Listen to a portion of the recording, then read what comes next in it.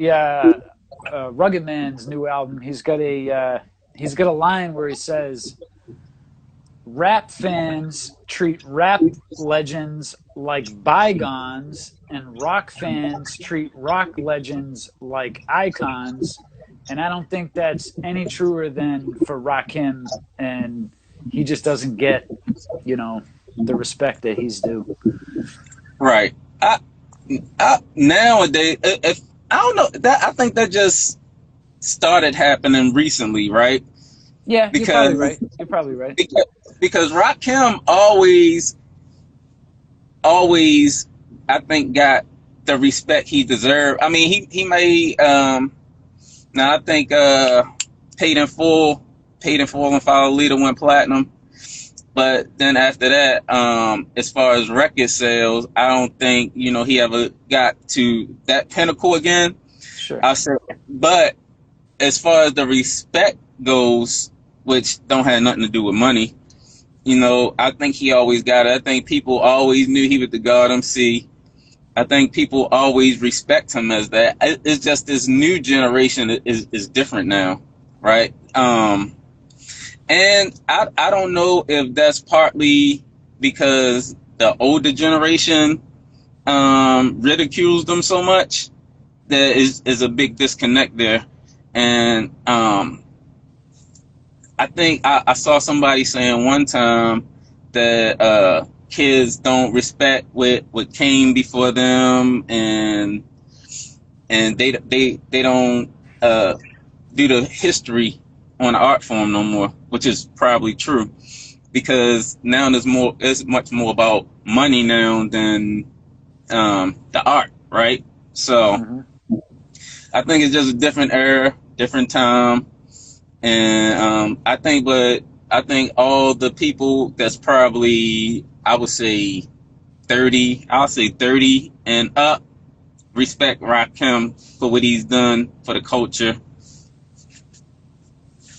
So I'm 38. I was born in 81, and I didn't really start listening to rap. The first tape I ever bought was OPP. Oh wow! It's still my favorite. Still my favorite song. Tretch, I would put on a level of Rakim, but he would even tell you that his favorite rapper is Rakim. Yeah. But when I'm a hip hop head, but some of my friends and even some of these younger rappers that I talk to, I don't want to put my friends in the same category, but I don't always hear them mention Rakim's names. And then the younger generation, I do think it's, if you want to call it education, but like you said, the history, when the Straight Outta Compton movie came out, this dude came up to me and was telling me how great it was that Snoop Dogg and Dr. Dre created NWA. And I'm like, listen, Snoop Dogg was never in NWA, okay? He was never, no, I just saw the movie. Okay, well, Snoop Dogg, if he was in the movie, it was when Dre was doing his own thing with Death Row, okay? It was already split up.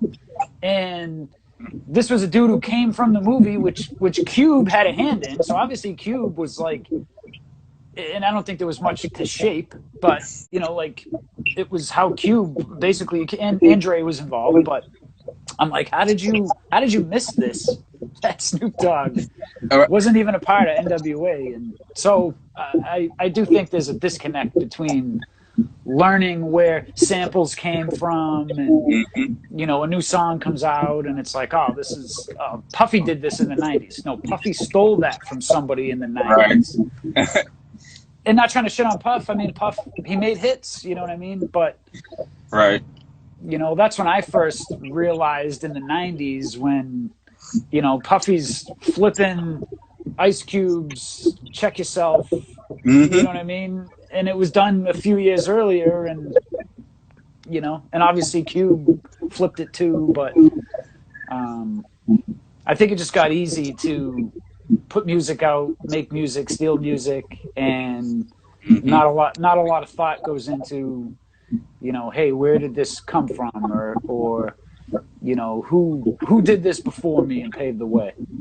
Right. I think so. A lot of the new music that's out now, when you talk about guys that's maybe 25 and under, there's not a whole lot of sampling going on no more.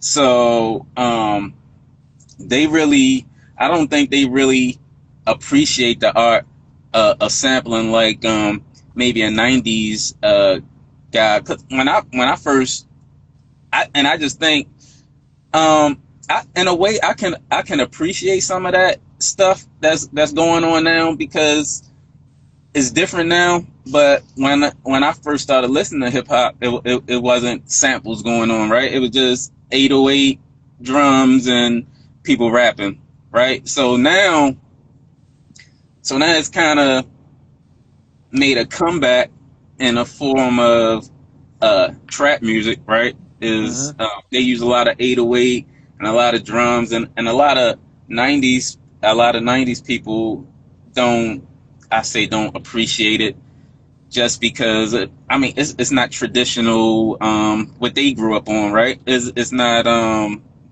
90s hip hop. It's not a James Brown sample or they not doing digging as they call it. They're not digging. It's not a jazz sample. It's not a funk sample or no kind of sample. And actually, some of them dudes do sample. Believe it or not. I was watching. So I listened to the whole. I listen to everything. I listen to boom bap. I listen to trap music. I listen to R&B. I listen to reggae. I listen to it all. And I was watching a video of Zaytoven, and he's big in the Atlanta production scene as far as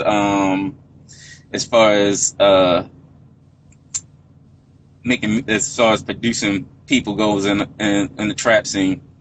And I was watching him, and he was sampling. He was playing music live. He was doing everything. I was like, well, maybe it's more that goes into this than we know, but we just don't appreciate. A lot of people don't appreciate trap music. They don't like it. So people from the 90s. So I think it's a big disconnect between us. I would say, well, people that like 90s hip hop and people that it's really a three-way split, right? Because you got people that's deep in the 80s hip hop, right? I'm deep in 80s hip hop. I still listen to it. And then you got your next generation between the late 80s and I guess somewhere into the early 2000s where it started to change when the southern hip hop started to get bigger. So it's like a three-way split where people kind of identify with one of the three. But I identify with all. I listen to it all. Yeah, I can see that. I'm living it right now. I meet people down here, and I'm like, "Have you heard of this dude? Have you heard of that dude?" And they're like, "No, we don't." And they're older than me, maybe 40-something years old. And I'm like, "How did you never hear?" But they know Zaytoven. They know. Yeah. So I moved to North Carolina in '97. I was in North Carolina in '97. But when I first got here, it was. So it's kind of like a weird city, right? Because you got people that listen to traditional hip hop. You got people that listen to boom bap and stuff, and then you got your people that listen to strictly Southern hip hop. And when I first got down here, the Wu-Tang was still big, and you heard everything you hear up north. You heard on the radio. I mean, and I guess that's part of the whole Radio 1 had took over and all of that. So they're playing the same stuff every place you go. So Wu-Tang and stuff was still playing here. It's still big. East Coast hip hop was still big. I think it was just like the whole migration of I think it happened everywhere just because you got one central place playing the same music. So when they started to shift to Southern music, you started to hear that more, and to where it's at now. But you still got your stations that play underground hip hop, what they call anything that's 90s or sound like it's 90s, even if it's a more updated version, they classify as underground hip hop. Yeah, even if it don't really have that underground feel or sound, they'll classify it as underground hip hop just because how it's formatted and everything.